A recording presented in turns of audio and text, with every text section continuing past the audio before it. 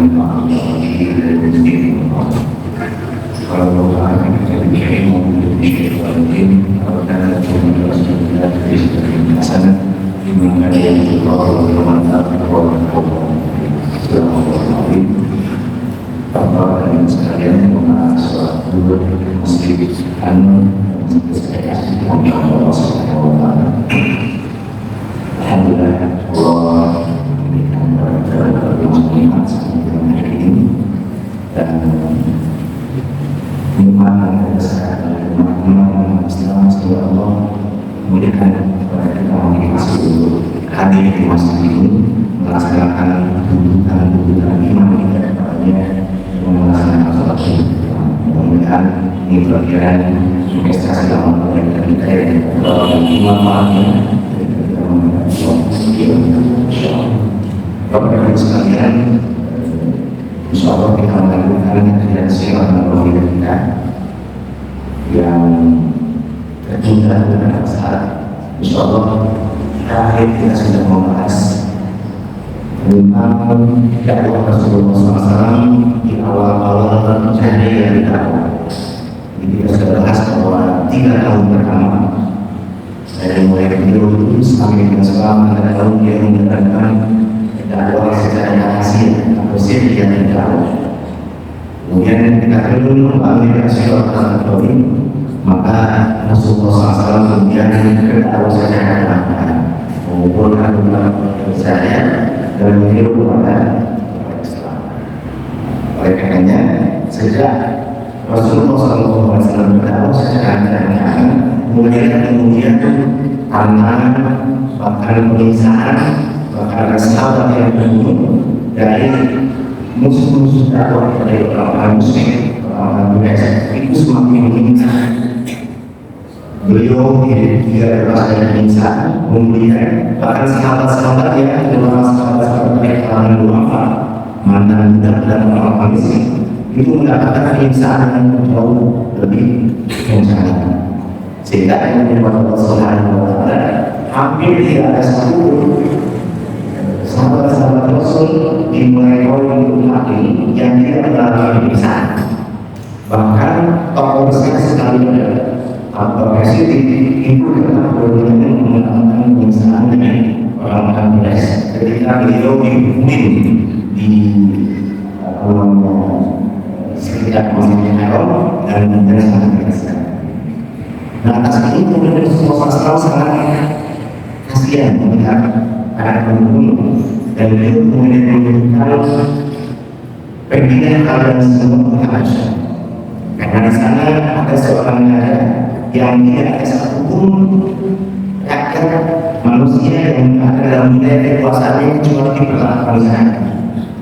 Mereka kemudian tahun keempat kenabian itu beberapa orang menggunakan secara sembunyi-sembunyi berpelabuhan kemudian meninggal mereka menuju Habasyah. Nah, ini terjadi di bulan Rajab tahun Mekah. Kemudian Rasulullah ada sekitar 12 orang laki dewasa, di mana ada 4 orang perempuan, 16 orang yang berada kemudian ke Habasyah, dipimpin oleh Utsman bin Affan. Di situ ada Utsman bin Affan yang istrinya yang baik, kemudian ada Zubair bin Awwam, ada Mus'ab bin Umair dan juga sampai kemudian ke Habasyah di bulan itu malah mereka ini 12 orang macam agama ini diterima dengan baik oleh masyarakat dan tinggal di sana beberapa. Akan tetapi di bulan selanjutnya, bulan Ramadan, ada satu peristiwa yang menjadikan mereka yang berada di atas itu mengalami kemenangan. Kalau di dalam sejarah disebutkan peristiwa orang di mana Rasulullah SAW di bulan Ramadan umat kenabian itu datang ke Ka'bah, kemudian sholat dan membaca surat An-Najm.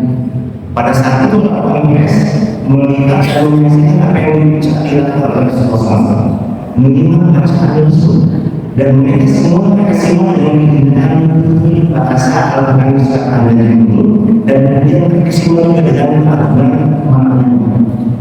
Sampai tanpa sadar Rasulullah SAW sampai kepada ayat yang kedua, wasjudu lillahi wa'budu. Maka kemudian ini ayat sadar dari Rasulullah SAW sujud. Dan kemudian juga adalah sejarah tanpa sadar musuh-musuh Rasulullah SAW ini seakan-akan semacam terkesima dan ikut semua sujud bersama Rasulullah SAW. Dan mereka baru sadar kemudian ketika mendapatkan semua orang yang menyaksikan itu sujud terbawa oleh kelakuan ayat-ayat yang diucapkan Rasulullah SAW. Nah, peristiwa itu luar biasa. Mereka kemudian disebutkan kedustaan untuk menutupi kepala mereka, padahal mereka sudah melakukan hidayah dengan melakukan Al-Quran, tapi kemudian dikatakan sombongnya dan menceritakan kata mereka Muhammad mengikuti dewa mereka dalam sholat. Itu salah satu dewa yang disebut Al-Quran, sehingga mereka kemudian karena Muhammad sudah menunjukkan nama dewa mereka, maka mereka tidak akan sujud bersama Rasulullah SAW. Ini urusannya. Yang jelas kemudian orang yang tidak bersujud pada saat itu mengundi orang-orang yang sujud dan kemudian mengajarkan mereka akan mengundi Muhammad SAW.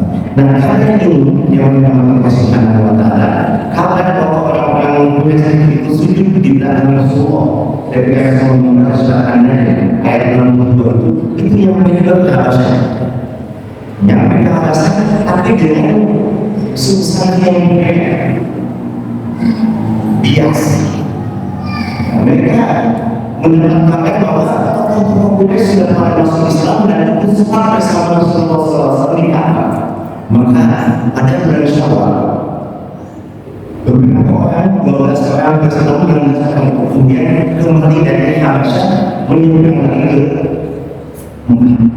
Dan ternyata setelah sampai pelabuhan, mereka mendapatkan informasi yang asli bahwa yang terjadi bukan apa yang sebelumnya mereka mengambil masyarakat muslim dakwah tetap sulit dan terkadang sebagian mereka kembali ke Habasyah, sebagian mereka tidak masuk ke Mekah, tapi tidak bisa masuk kecuali dengan sembunyi-sembunyi atau dengan jaminan seorang Allah. Maka misalkan Utsman bin Maz'un dia masuk dengan jaminan Walid bin Mughirah, kemudian Ummu Salamah masuk dengan jaminan Abu Bakar dan beberapa yang lain. Nah, dengan Allah Subhanahu wa Ta'ala ini disebut hijrah ke Habasyah yang pertama. Jadi mereka sudah masuk ke Mekah. Utsman bin Maz'un itu dijamin oleh Walid bin Mughirah, saudara tokoh dari Sahabat Rasul. Dia adalah pamannya Abu Jahal. Dia menjamin Utsman bin Maz'un. Tapi Utsman bin Maz'un ini dia merasa tidak nyaman begini tenang di Mekah sementara kaum muslimin yang lainnya disiksa oleh musuh-musuh dan kok perasaan. Utsman ini merasa ini dengan penderitaan pada sahabat Rasul karena menderita perjalanan, sehingga kemudian dia memutuskan untuk keluar dari perlindungan Allah dan meminta kepada Walid lepaskan dari perlindungan. Dan Allah meminta ada apa yang Utsman? Apakah ada orang yang menyakini? Tidak, aku justru ingin membebaskan perlindungan dari engkau dan ingin menyatakan perlindungan Allah Subhanahu wa Ta'ala. Maka kemudian akhirnya Al-Walid bin Mughirah dituntun dipegang tangannya oleh Utsman bin Maz'un ke dekat Ka'bah, sungguh mengumumkan bahwa perlindungan yang selama ini diberikan oleh Al-Walid bin Mughirah kepada Utsman bin Maz'un itu sebuah kondisi yang luar biasa, di mana seorang sahabat yang dia aman, tidak disiksa, tidak dihentikan dari perlindungan kafir, itu cuma melihat kaum muslimin yang lain justru disiksa, kemudian dibuli, dicongkok, dijalankan, sehingga dia ingin merasakan pahala, mendapatkan cobaan dari Allah. Jadi Allah Subhanahu wa Ta'ala penyiksaan penanganan dakwah setelah pulangnya atau penolakannya Habasyah semakin kuat. Maka Rasulullah SAW kemudian menginstruksikan lagi untuk menyembelih orang-orang Habasyah. Maka kata jawaban itu lebih banyak, ada 83 orang laki-laki ditambah 18 orang wanita. Di situ ada Ja'far bin Abu Thalib dan Asma binti Umais istri. Berangkat dari sana dan kemudian datang ke Habasyah dengan selamat 83 orang terus 18 orang. Nah, Habasyah ini sekarang Ethiopia, tapi Ethiopia itu dibagi dua. Tahun 93 itu Eritrea itu memisahkan diri dari Ethiopia, dilakukan PBB. Dan kalau kita lihat di peta, yang di garis pantai itu bukan Ethiopia, tapi Eritrea. Nah, Abu Jahal dan orang-orang Persiapan tidak menginginkan orang-orang sahabat Muhammad yang jumlahnya 90 orang ini itu hidup aman, serta akan meninggalkan orang yang merasa. Maka diutuslah 2 orang dari Romawi. Yang pertama siapa namanya? Amr bin As. Yang kedua Abdullah bin Abi Rabi'ah. Untuk kemudian memenuhi ajaran tadi supaya mendeportasi orang sahabat Muhammad dari Habasyah itu dengan kalimatnya karena di masa itu dia memperkenalkan kepada dahil kepada mereka dan kemudian menemukan sesuatu masalah itu akhirnya sih itu sesungguhnya ada saudara-saudara kami yang mengenalkan diri dengan diri Anda. Mereka sudah membuat kekacauan di sana, membuat apa yang menghina, kami memecahkan kami dan sebagainya. Izinkan kami untuk membawa mereka kembali. Nah, biasanya ini tidak salah pada dasar dan menginginkan aku tidak akan mengizinkan mereka untuk dibawa oleh kalian sebelum kami itu. Maka kemudian dipanggil orang Muslim dan juga percaya kepada kemudian cerita organisasi dan dia menunjukkan bahwa baginda dulu kami orang-orang Muslim mengingat mereka menggunakan bangkit berdusta saling membunuh dan sebagainya. Tapi kemudian Allah mengutus Rasulnya dari kalangan kami merasa kesinannya, kami melakukannya, tidak pernah berdusta, menyanyikan segala lain, menyanyikan untuk menyanyikan persaudaraan dan sebagainya, menyembah Allah saja dan menyembah kemudian saya tidak tahu, karena sejatinya kalau seseorang keluar dari agama nenek moyangnya, harusnya minimal masuk salah satu agama dan masuk agama sekalian. Tapi ini keluar dari agama nenek moyangnya, tidak masuk agama Najasyi dan juga tidak masuk agama yang lain, tapi kemudian membawa agama yang baru yang dibawa oleh Rasul yang mereka yakini dengan Muhammad. Kemudian menjadi melanjutkan lagi, kalau begitu tolong sampaikan apa yang dibawa oleh Muhammad yang melalui Rasul. Maka kemudian jangan di membaca surat sampai sudah menceritakan aplikasi itu mereka kata yang mana menunjukkan inna hal walladhi ja'a bihi Isa bin Maryam. Beliau sesungguhnya kata-kata itu dengan kata-kata yang dibawa oleh Isa bin Maryam layak menuju min meskarin wahidatin. Kemudian dari sumber saya yang sama. Apa yang membacakan tadi dengan apa yang dibawa oleh Isa bin Maryam itu berasal dari sumber cahaya yang sama. Kemudian dia bertahan pada kami mengatakan ulanglah kalian demi kalian demi Allah aku tidak akan menyerahkan pada kalian untuk Allah. Maka pada satu hadis dan Amr bin As sudah keluar dari sana saja. Tapi malam hari ini Amr bin As mengatakan ide yang dia dapatkan adalah bahwa umat Muhammad kaum muslimin sahabat Muhammad tidak meyakini bahwa Isa alaihissalam itu adalah Tuhan. Maka kemudian besok paginya dia mengadakan kira-kira wahai baginda, sesungguhnya mereka telah menghina dan mengerjakan Isa bin Maryam. Tolong tanyakan lagi mereka bagaimana tentang Isa bin Maryam. Dan dipanggil ke Ja'far dan kemudian ditanya bagaimana pendapat Kemudian aku tidak akan mengatakan apapun kecuali yang telah dikatakan oleh Muhammad Rasul kami, bahwa kisah yang adalah hamba Allah.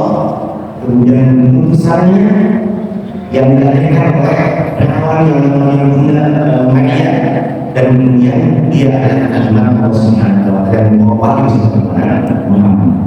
Maka kemudian rekomendasi mengambil satu ini kebenaran demi Allah, apa yang dikatakan tadi itu dengan apa yang disampaikan oleh rekomendasi itu tidak berbeda kecuali satu, bahkan ini. Kemudian Amr bin Hasan dan Abdullah bin Abi Rabi'ah kemudian dengan kata Allah Subhanahu wa Ta'ala. Sedikit lagi kita ini melihat kenapa Habasyah memilih Rasulullah SAW dan apa perbedaan Rasulullah memilih Habasyah dengan hijrah yang lain. Kalau kita lihat dengan kata Allah Subhanahu wa Ta'ala, hijrah ke Habasyah itu semata-mata untuk menyelamatkan kader-kader dakwah, menyelamatkan aset sumber daya manusia yang dimiliki oleh generasi kaum muslimin di Mekah. Tidak lebih dari ini.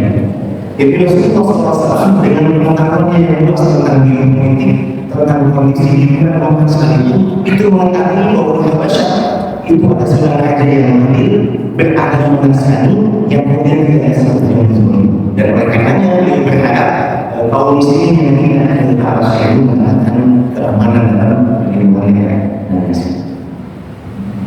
Kalau kita melihat, kita bandingkan dengan hubungannya, bahwa Rasulullah SAW sepertinya memang mengetahui bahwa Habasyah ini tidak akan menjadi pusat perkembangan dakwah dengan beberapa pertimbangan. Pertama, aksesnya sulit, harus menyeberangi Laut Merah, dan ini sebuah perjalanan yang mahal dari berbahaya. Kedua, secara sosial politik Habasyah itu sudah memiliki agama formal, memiliki negara yang resmi, meskipun kekuasaan Najasyi ini menjadi bagian dari Imperium Romawi di bawah Heraklius, sehingga ini agak sulit ketika disampaikan dakwah secara terbuka di sana, akan ada semacam tantangan yang jauh lebih besar ketika mereka sudah mencapai semacam peradaban yang jauh lebih maju, memiliki agama formal dan menjadi bawah kekuasaan kerajaan. Ini berbeda dengan Madinah. Madinah itu aksesnya gampang, hanya negara, kemudian juga letaknya strategis, dia menjadi perlintasan jalan perdagangan antara Makkah dengan Syam, sehingga itu bisa berdamai. Secara sosial politik tidak ada raja di Madinah. Mereka masih fokus, mereka masih menyembah dan memiliki kondisi sosial yang jauh berbeda dengan orang-orang Habasyah, orang-orang Persia, orang-orang yang sudah matang. Dan ini merupakan dalam sebenarnya. Oleh karenanya kita melihat ketika tahun 7 Hijriah misalnya, itu Ja'far bin Abi Thalib masih ada di Habasyah. Tapi kemudian Ja'far bin Abi Thalib meninggalkan Habasyah dengan dua kapal yang diberikan oleh Najasyi, itu menuju Madinah dan dikawin dengan Rasulullah SAW tahun 7 tahun 7. Nah, dari kata Allah Subhanahu wa Ta'ala, setelah tahun ke-5 ini, maka insya Allah pertemuan selanjutnya kita akan bahas terkait dengan apa yang saya sebut Jahiyatul Muslimin. Jadi kalau tahun ke-4 sampai tahun ke-6 yang Jahiyah itu dakwahnya Rasul, yang mengenai sholat dengan Abu Bakar, karena Rasul dengan Abu Bakar dan beberapa sahabat tidak banyak, karena yang lain-lain masih menyembunyikan keislaman. Nanti ketika tahun ke-6 kenabian, soal kita akan ceritakan pertemuan selanjutnya, ketika Hamzah bin Abi Thalib, orang tua dari Bani Hashim, masuk Islam, disusul 3 hari kemudian Umar bin Khattab, orang kuat dari Quraisy, dari Bani Mansur, dari Bani Adi, masuk Islam. Maka 2 tokoh besar itu kemudian menjadikan kaum muslimin memiliki keberanian untuk memberikan Islam secara umum. Baik, insya Allah kita akan melihat itu, dan kita cukupkan pertemuan kali ini membahas terkait dengan hijrah pertama Rasulullah SAW dan hijrah pertama kaum muslimin ke negeri Habasyah. Kadang Allah berkata, Assalamualaikum warahmatullahi wabarakatuh.